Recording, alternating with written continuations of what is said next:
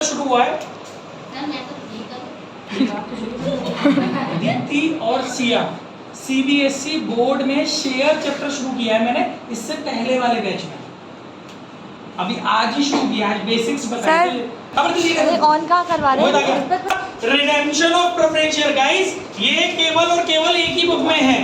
फिर मैं बोल रहा हूँ वापस, जब जब पढ़ाई की बात नहीं करो पॉज कर दिया करियो। देखिए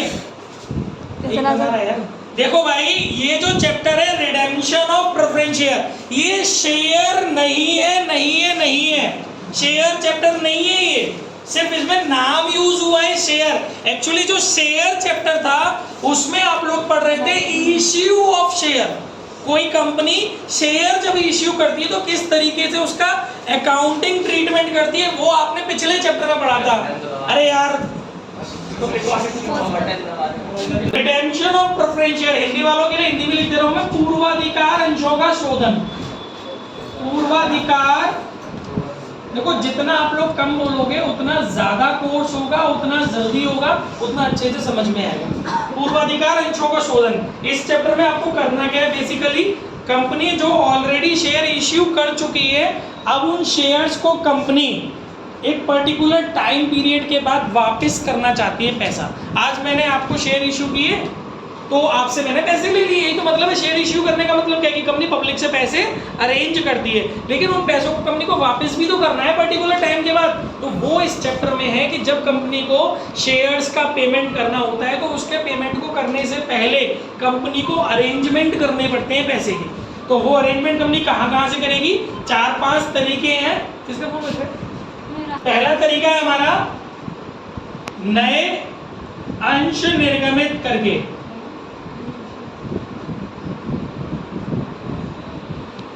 bye issue of fresh equity share, bye issue of equity share, issue of equity shares. मतलब ऐसा हो सकता है कि कंपनी नए शेयर्स इश्यू करके पैसा इकट्ठा करे और उस पैसे से आपको आपका पेमेंट कर दे। तो कंपनी जब नए शेयर इश्यू करेगी तो उसमें 2 कंडीशन होंगी। पहली है इश्यू एट पार, जब कंपनी नए शेयर इश्यू करेगी तो एंट्री करेगी bank account debit to equity share capital. अभी जब कंपनी नए शेयर इश्यू करेगी तो एप्लीकेशन अलॉटमेंट कुछ नहीं मांगेगी, सीधे नए शेयर इश्यू कर देगी, बीइंग डैश शेयर्स इश्यू। ठीक है, अगर कंपनी ने किसी और को जो नए शेयर इश्यू किए हैं वो प्रीमियम पे किए हैं तो एंट्री होगी इश्यू एट प्रीमियम की, bank account debit to equity share capital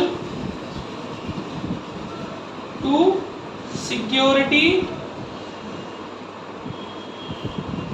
premium reserve. ये कंडीशन है जो आपको क्वेश्चन में मिलेंगी। Being dash shares issued at premium. ठीक है, पॉज करो। ये ठीक है बेटा, भाई मुझे तुम्हारे पैसे वापस करने हैं तो पहले मुझे भी तो अरेंजमेंट करना पड़ेगा ना पैसे का, तभी तो मैं तुम्हारे पैसे दे पाऊंगा। तो ये हो गया मेरे द्वारा अरेंजमेंट करने का पैसे का। अगर ऐसे नहीं करवा रहा क्वेश्चन में तो फिर दूसरा तरीका होता है विभाजन योग्य लाभों में से अंशों का शोधन, आउट ऑफ डिविजिबल प्रॉफिट्स। ये इंग्लिश है, redemption of preference share out of divisible profit. विभाजन योग्य लाभों में से, ये दोनों, ये 10 नंबर में ये भी आ सकती है, पूर्वाधिकार अंशों के शोधन की प्रविष्टियां लिखिए। तो पूरा ये जो मैं बोर्ड बना रहा हूँ छाप के आना है आपको, इसीलिए मैं एंट्री लिखा भी रहा हूँ। आज मैंने देखा था कल रात को मॉडल पेपर में देखा है। अंशों का शोधन मतलब कंपनी के पास जो प्रॉफिट्स हैं, कंपनी उन प्रॉफिट में से भी शेयर्स का पेमेंट कर सकती है, तो उस प्रॉफिट में से अरेंजमेंट करने की जो एंट्री होती है वो होती है स्टेटमेंट ऑफ P&L डेबिट। या तो ये करेगी कंपनी, या जनरल रिजर्व अकाउंट डेबिट, या रिजर्व फंड अकाउंट डेबिट, या एक और था secure reserve, dividend equalisation, spelling पे बचाना अपने देख लेना, dividend equalisation reserve account debit to. लाभों में से जब भी बोलेगा इनमें से कोई एक चीज ली जाएगी और कौन सी वो चीज लेनी है वो भी क्वेश्चन में गिवन होगा, ठीक है। टू, कंपनी एक स्पेशल अकाउंट क्रिएट करती है, उसका नाम होता है कैपिटल रिडेम्पशन रिजर्व, बीइंग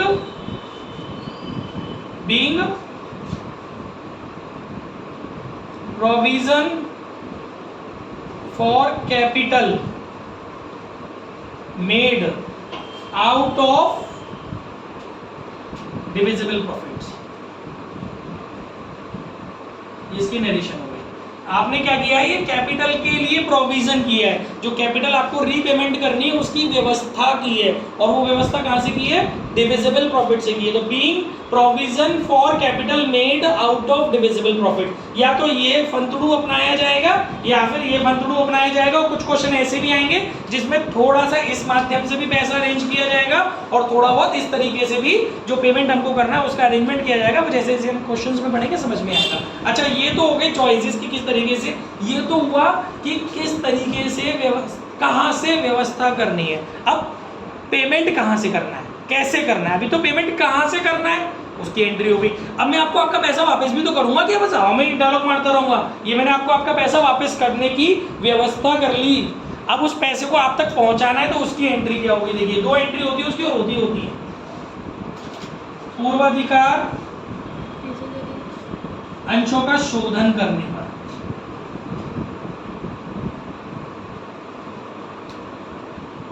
पूर्वाधिकार अंशों का शोधन करने पर, रिडेम्पशन ऑफ प्रेफरेंशियल। क्या एंट्री होगी भैया, दो एंट्री होती है इसके अंदर, कंपलसरी होती है। पहली एंट्री होती है रिडीमेबल, रिडीमेबल एक वर्ड है, कोई यूज नहीं है उसका, पर लगाना जरूरी है। Redeemable preference share capital account debit, और अगर मैं प्रीमियम पर आपका पेमेंट करूंगा तो उसकी एंट्री होगी premium on redemption of preference share account debit to redeemable preference shareholder, being payment due. ठीक है ना, बीइंग पेमेंट ड्यू। इसके बाद मैं इसकी सेकंड एंट्री करूंगा पेमेंट करने की, तो उसकी होगी redeemable preference shareholder account debit to bank, being payment made. ये होती है एंट्री, समझ में आ गया। मतलब पहले आपको क्या करना है, सबसे पहले आपको कैपिटल का अरेंजमेंट करना है, जो आपको पब्लिक का पैसा वापस करना है उस पैसे की व्यवस्था करनी है। उसके लिए आपके पास दो तरीके, या तो ऐसे या फिर ऐसे, जैसे बोलेगा कर देंगे वैसे, ठीक है। इसके बाद अब आप पब्लिक को पब्लिक का पैसा वापस कर रहे हो तो उसकी ये दो एंट्री होंगी, एक ये वाली और एक ये वाली। अच्छा, मैंने यहाँ पर एक वर्ड बोला कि बाई चांस मैंने आपको वादा किया है कि मैं आपको जो पेमेंट करूंगा वो प्रीमियम पर करूंगा, तो मुझे उस प्रीमियम का भी अरेंजमेंट करना पड़ेगा। Are you getting my point?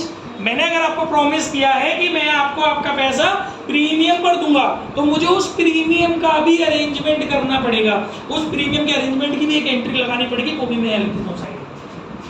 1 2 3, 3 concept हो गए। चौथा कॉन्सेप्ट, शोधन पर दिए जाने वाले प्रीमियम की व्यवस्था करने पर। शोधन माने पेमेंट, शोधन को बोलते हैं पेमेंट, ठीक है। शोधन पर दिए जाने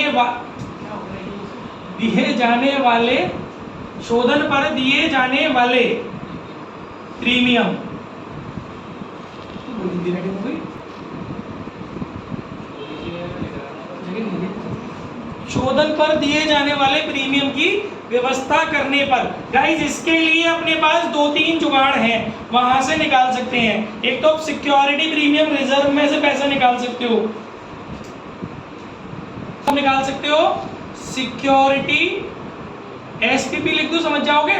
सिक्योरिटी प्रीमियम रिजर्व में से पैसा निकाल सकते हो, या फिर जनरल रिजर्व में से पैसा निकाल सकते हो, या फिर ये और लगा हुआ है फारसी से लिखा हुआ है, रिजर्व फंड में से पैसा निकाल सकते हो, और ये पैसा या फिर स्टेटमेंट ऑफ पीएनएल से भी पैसा निकाल सकते हो।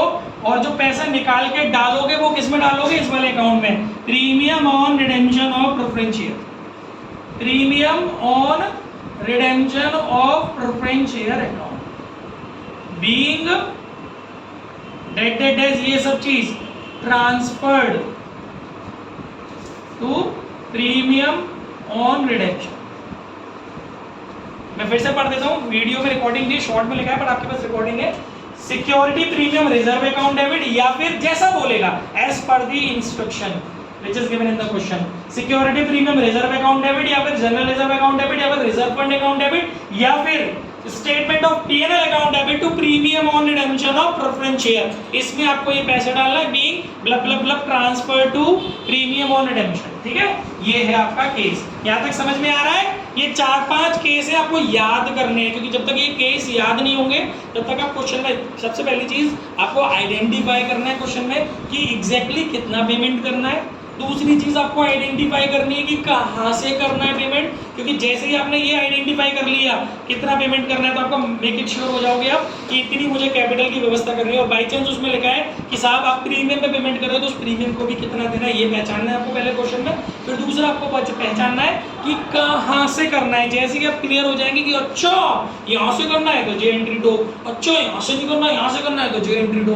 फिर उसके बाद देखना अच्छा प्रीमियम की भी व्यवस्था करनी है तो जे एंट्री दो, कहां से करनी है वो क्वेश्चन में लिखा होगा। अच्छा सारी व्यवस्थाएं हो गई, पैसे देने हैं तो जे दो एंट्री दो, खत्म कहानी हो गया question.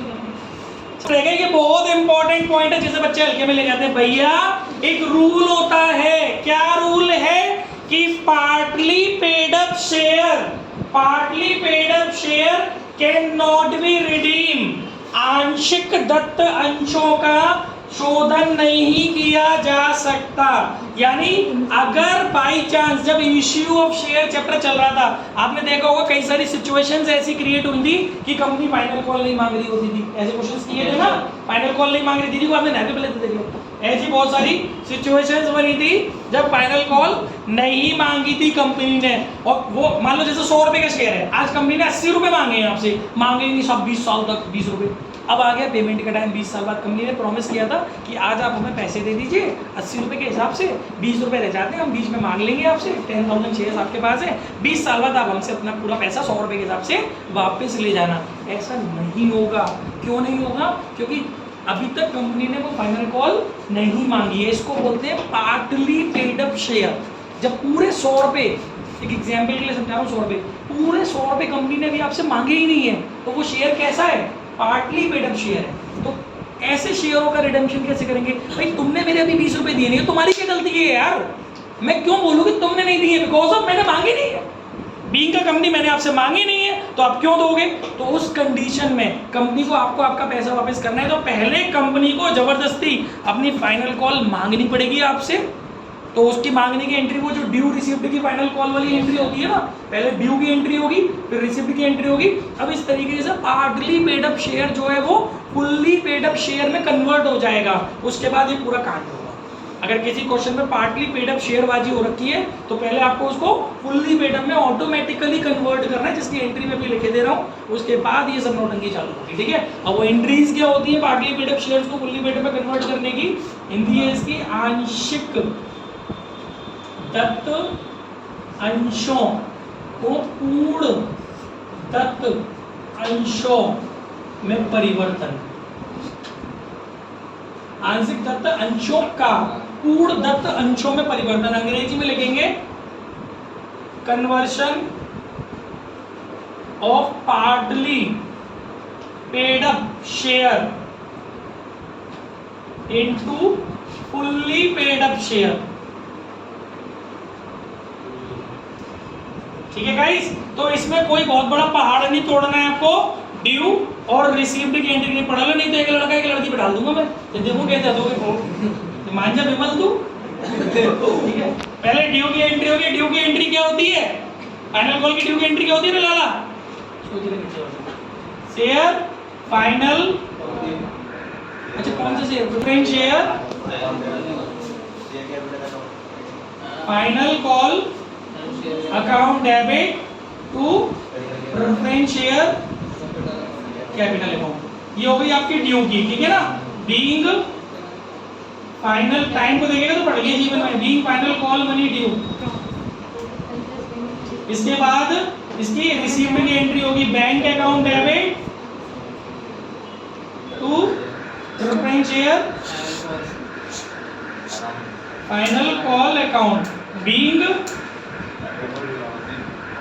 Final call money receive. ठीक है गाइस, यानी कि सबसे पहले आपको ये वाला कॉन्सेप्ट क्वेश्चन में देखना है। पॉज करिए। उसके बाद अगर ये कॉन्सेप्ट नहीं तो वेल एंड गुड, आगे बढ़ जाओ। अगर ये वाला कॉन्सेप्ट है तो पहले ये वाला कॉन्सेप्ट अप्लाई करो, उसके बाद जो जो केसेस मैंने आपको दिए वो अप्लाई करो। अब मैं एक क्वेश्चन कर रहा हूँ फटाफट से।